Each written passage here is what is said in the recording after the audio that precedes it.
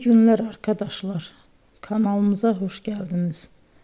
Bugün yine sizler için yepyeni videolarla karşınızdayım.